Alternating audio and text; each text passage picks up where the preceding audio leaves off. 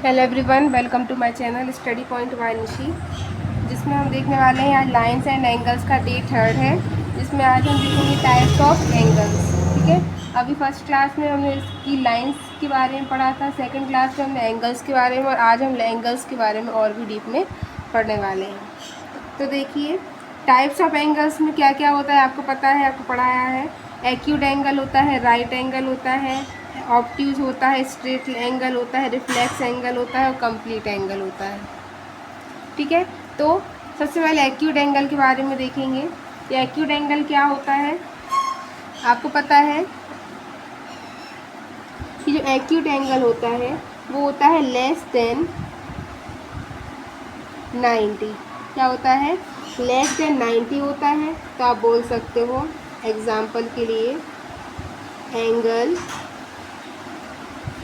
90 से छोटा होना चाहिए। ठीक है,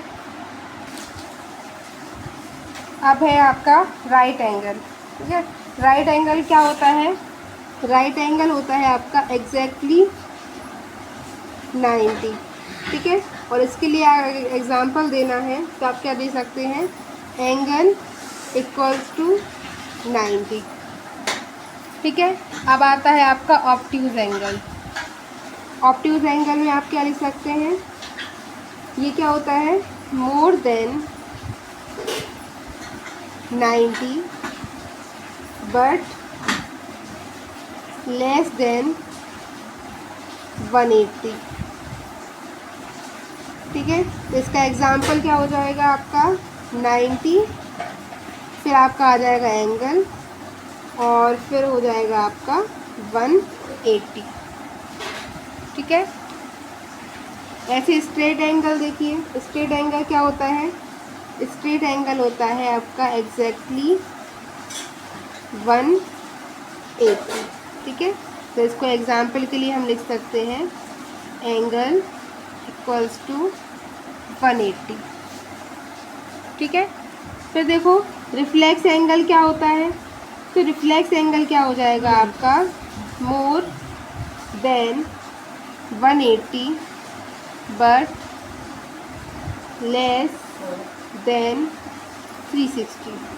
ठीक है, इसको एग्जाम्पल के तौर पे क्या लेंगे हम? आपका 180 एंगल 360।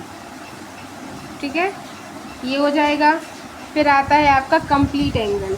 कंप्लीट एंगल क्या होता है? ये होता है आपका एग्जैक्टली 360। तो यहाँ पर आप एग्जाम्पल के लिए लिख सकते हैं एंगल इक्वल्स टू 360। ठीक है,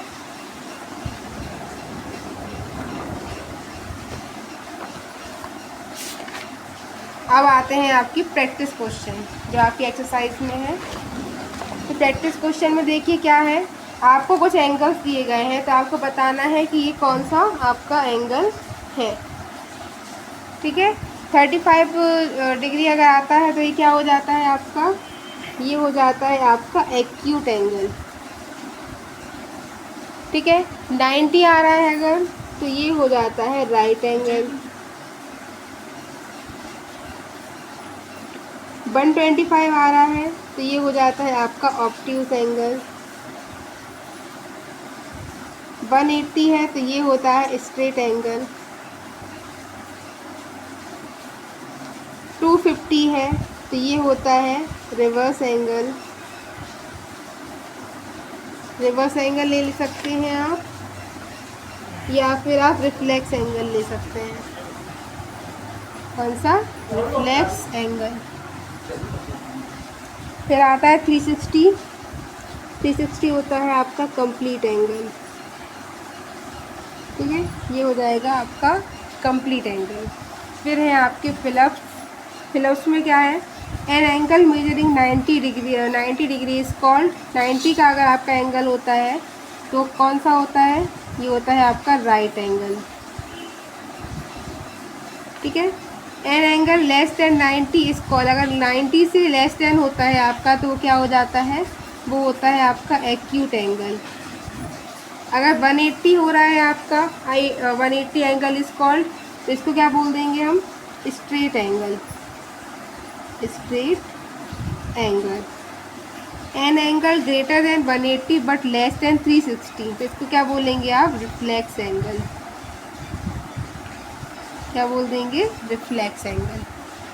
ठीक है। अब ये देखो ट्रू फॉल्स है, आपका लास्ट क्वेश्चन है। A right angle measure 90, correct है ये। An obtuse angle is less than 90, तो ये हो गया रॉन्ग। और कंप्लीट एंगल मेजर 360, तो ये हो गया करेक्ट। ठीक है। तो ये था आपका आज का सेशन। अब नेक्स्ट डे का हम नेक्स्ट क्लास में डिस्कस करेंगे। तो अगर वीडियो पसंद आया हो तो लाइक करें, सब्सक्राइब करें, शेयर करें, और कोई भी डाउट हो तो कमेंट कर सकते हैं। Thank you for watching.